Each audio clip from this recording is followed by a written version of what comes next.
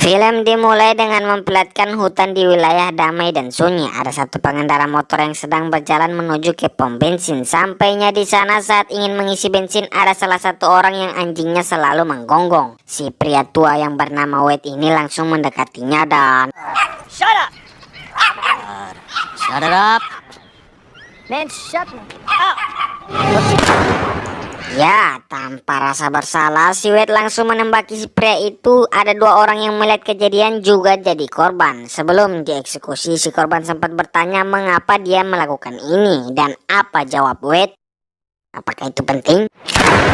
Masih ada saksi mata, tapi dia tidak dibunuh, entah apa alasannya.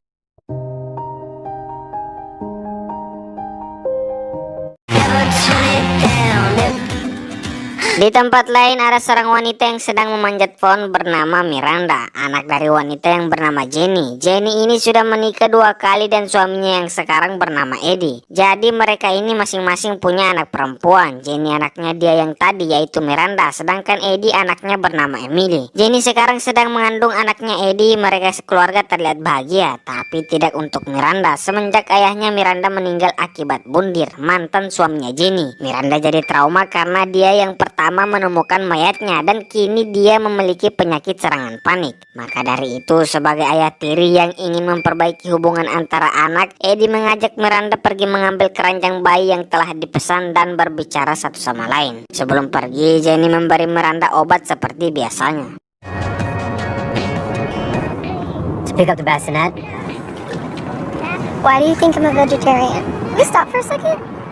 Saat di perjalanan mereka singgah buat kencing dan Eddie bertemu dengan Wade. Di sini Wade berbicara tapi Eddie tidak terlalu merespon karena memang yang dibicarakan Wade aneh. Si Wade juga berpapasan dengan Miranda tepat saat Wade memakai kacamatanya. Scene lalu berpindah di tempat Jenny yang dikunjungi oleh anaknya Eddie yaitu Emily. Kembali ke Eddie dan Miranda. Di sini Eddie mulai langsung pada intinya mengatakan mereka semua khawatir, terutama ibunya dengan kebiasaan Miranda yang selalu panjat pohon tinggi-tinggi. Tapi di sini Miranda langsung menangis karena tidak ada yang memahaminya. Eddie pun memberhentikan mobil dan meminta Miranda untuk menceritakan semua masalahnya kepadanya daripada ditahan-tahan. Saat itu juga tiba-tiba si Wade datang dan mengetuk kaca mobil. Karena sikap Wade aneh, Eddie langsung menutup kaca kembali, tapi si Wade langsung mengeluarkan pistol. Tentu mereka panik dan langsung tancap gas.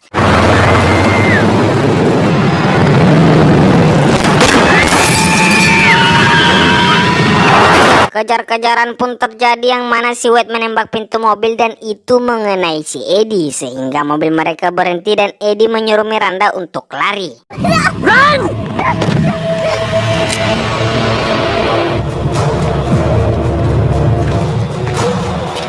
Sementara Miranda masuk di hutan, Wade diam belum mengejarnya dan terlebih dahulu membunuh Eddie. Saat Eddie sudah mati, Wade santai duduk di sampingnya seolah-olah semuanya normal. Mengotak-ngatik barang milik Eddie, memakan roti dan mengajaknya bicara. Lalu dia mengambil ponsel milik Eddie kemudian membuka sandinya menggunakan jari Eddie. Lalu dia mengirim pesan ke Jenny. Di rumah, Emil yang datang menjenguk Jamie membantu Jamie membuat kue. Lalu Jenny yang mendapat pesan dari Wade dibalas karena dikira itu adalah Eddie. Kemudian si Wade membuka galeri milik Eddie dan melihat foto Jenny.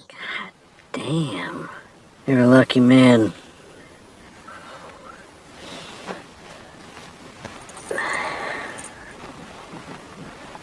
Sementara Wade senam 5 jari, scene berpindah di tempat pom bensin. Saksi mata yang tidak dibunuh oleh Wade dimintai keterangan oleh kepolisian. Yang menangani kasus ini bernama Morgan, seorang deputi pengganti sementara sheriff bersama bawahannya bernama Dwyer.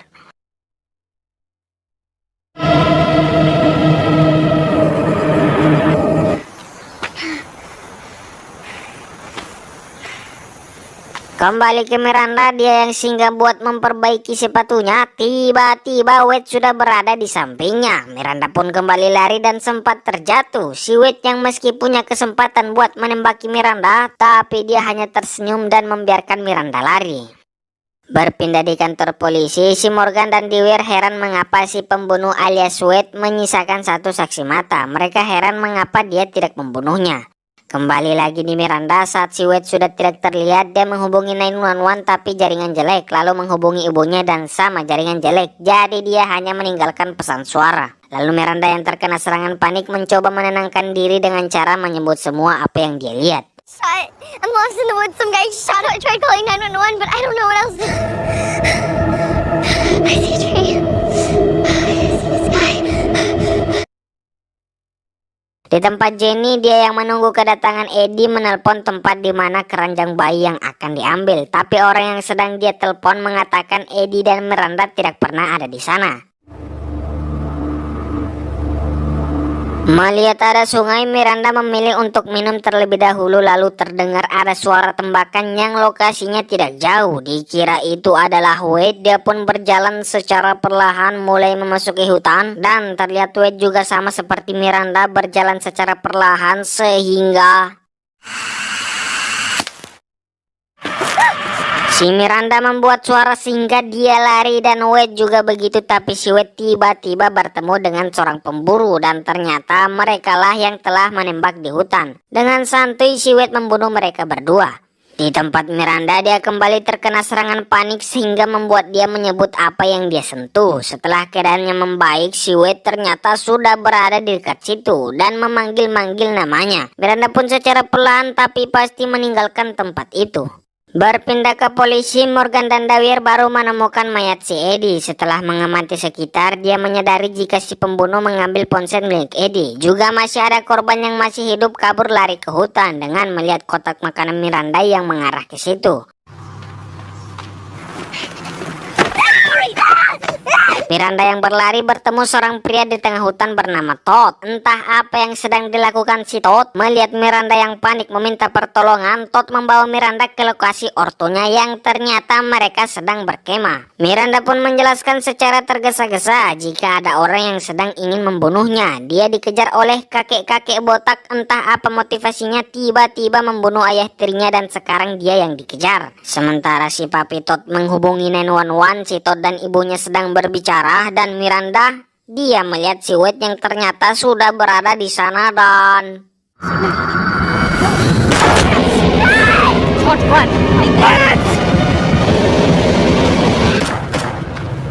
ya, Mommy Todd pun ditembak dan papi Todd yang melihat itu menyuruh Todd untuk lari sedangkan Miranda sudah lari duluan. Pesan suara yang dikirim oleh Miranda akhirnya sampai di ponsel milik ibunya. Ibunya yang di rumah mendengar itu shock dan memberitahunya kepada Emily. Lalu di waktu yang bersamaan ada orang yang datang. Di kantor polisi, sketsa wajah Wade telah dibuat dari bantuan si saksi mata dan itu mirip.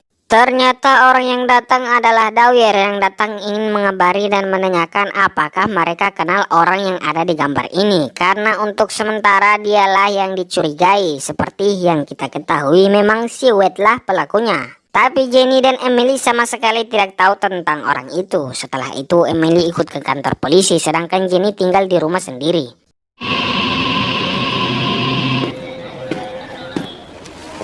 I'm sorry, I know that was rough.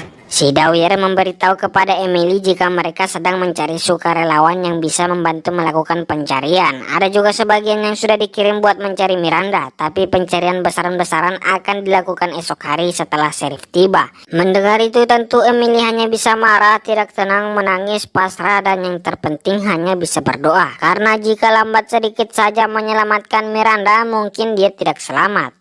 Di tempat Jenny, dia baru menyadari jika orang yang telah diajak bicara lewat pesan tadi ternyata adalah si pembunuh Eddie. Saat itu juga dia langsung menghubunginya. Sementara itu, saat hari sudah mulai gelap, si Wade dengan santuy duduk di samping orang yang telah dia bunuh, memakan makanannya, meluting barangnya, sama seperti yang dia lakukan pada Eddie. Tak lama panggilan suara dari Jenny masuk dan Wade mengangkat tapi dia tidak bicara.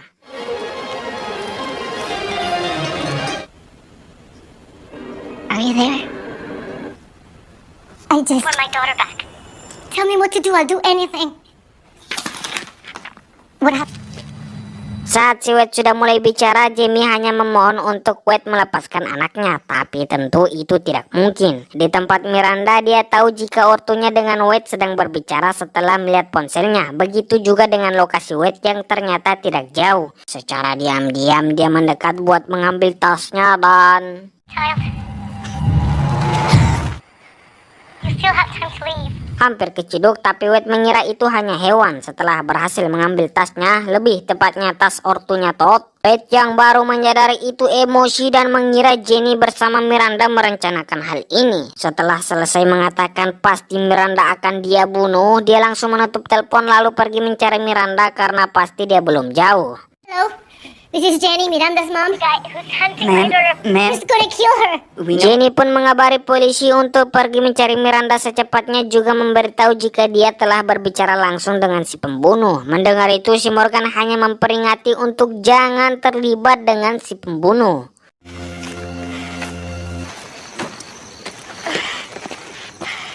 Kembali ke Miranda, dirasa sudah aman saat sudah ada jaringan dan waktu. Dia pun menghubungi ibunya dan menjelaskan semua. Si Jenny pun menenangkan, memberitahu jika dia pasti akan selamat karena sekarang polisi sedang mencarinya. Para polisi akan segera mengetahui lokasi Miranda dengan cara melacak ponselnya setelah sebelumnya Morgan memberitahu hal itu. Di tempat Morgan, dia langsung menyuruh anggotanya yang sedang mencari Miranda untuk pergi ke lokasi yang diyakini di situ Miranda berada. Di tempat Miranda, untuk yang kedua kalinya dia bertemu lagi dengan Todd, tapi Todd dalam kondisi perutnya yang habis kena tembak. Mereka berdua pun pergi bersama. Jenny yang penasaran dengan Wade mencari tahu di internet tentangnya, lalu berhasil menemukan informasi jika ternyata Wade dulunya adalah seorang guru. The act or fact of That's my mom. Come on. Kembali ke Miranda, Todd membawanya ke tempat persembunyian yang aman. Si Todd memberitahu jika tempat ini lokasinya tidak jauh dari markas penjaga hutan. Dia tahu itu karena dia sering berkemah di sini. Miranda yang mendengar itu langsung ingin pergi ke sana, tapi si Todd memberitahu jika sekarang gelap. Dia tidak tahu arahnya, jadi mending mereka istirahat sejenak, tunggu saat fajar tiba baru bergerak. Berpindah di tempat Emily, ternyata dia tidak bisa duduk tenang saja. Dia memilih untuk bertindak sendiri. Dengan bantuan teman-temannya, dia pergi mencari Miranda di hutan. Tapi meski begitu, itu tentu bukan pilihan yang bagus. Siapa tahu itu justru menambah korban jiwa. Lalu Emily di depan menemukan item milik Miranda. Tak lama setelah itu, satu temannya mencium bau aneh pas ditengok. Ternyata itu mayat orang tuanya Todd. Di kantor polisi, Morgan mendapat laporan jika ada mayat yang baru ditemukan. Lalu dia menyuruh anggotanya mengamankan TKP. Tak lama dia dipanggil oleh Emily yang ingin melihatkan item milik Miranda. Dan ternyata Emily dan yang lain memilih untuk kembali. the mortgage payments.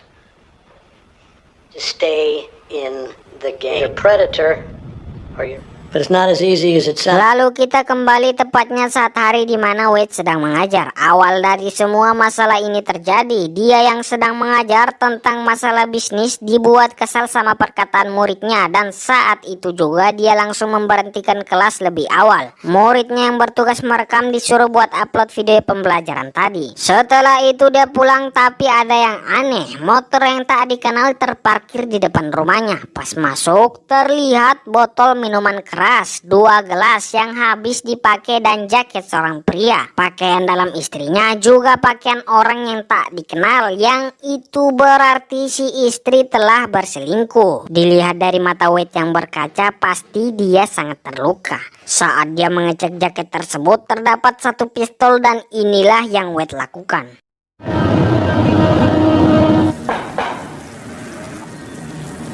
Setelah membunuh istri dan selingkuhannya, dia pun keluar. Lalu tetangga rumahnya mengeluh pada Wade tentang rumah Wade yang selalu ribut-ribut. Pemilik motor tersebut selalu datang dan memutar musik keras-keras. Bisa disimpulkan selama ini istrinya telah selingkuh saat Wade pergi kerja pagi-pagi. Dan kali ini Wade menciduk mereka karena dia pulang lebih awal.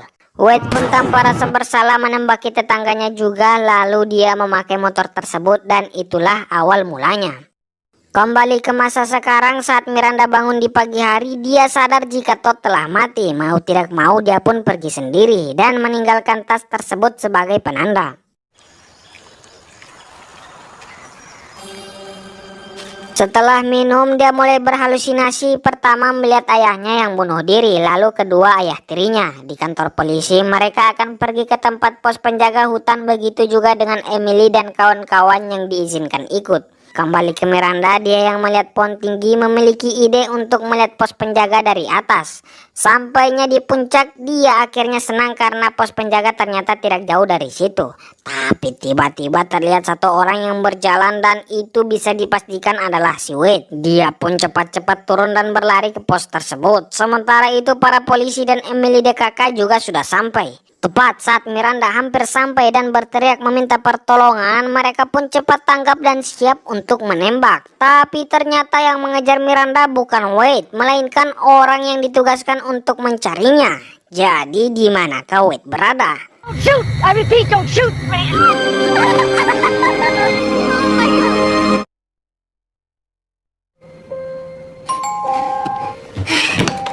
Ya, si Wade ternyata pergi ke rumah Jenny, tapi entah mengapa dia justru menyuruh Jenny buat menembaknya. Hey, Jenny, I fucking killed her! Dengan memanas-manasi Jenny, akhirnya dia pun ditembak.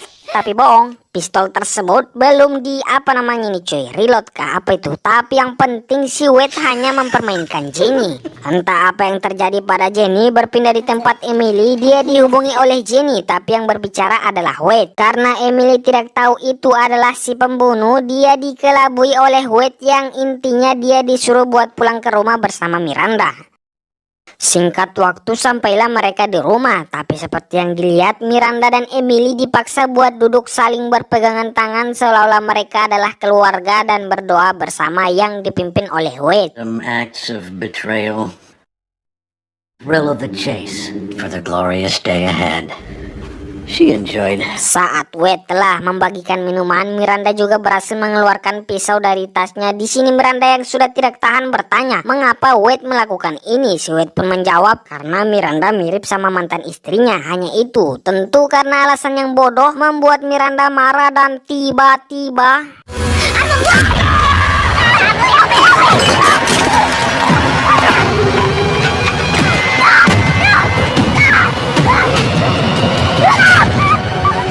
tepat saat Wade berhasil mengambil pisau milik Miranda, Jenny juga berhasil mengambil pistol milik Wade. Belajar dari kesalahan sebelumnya, akhirnya Jenny berani menembaki Wade hingga tewas.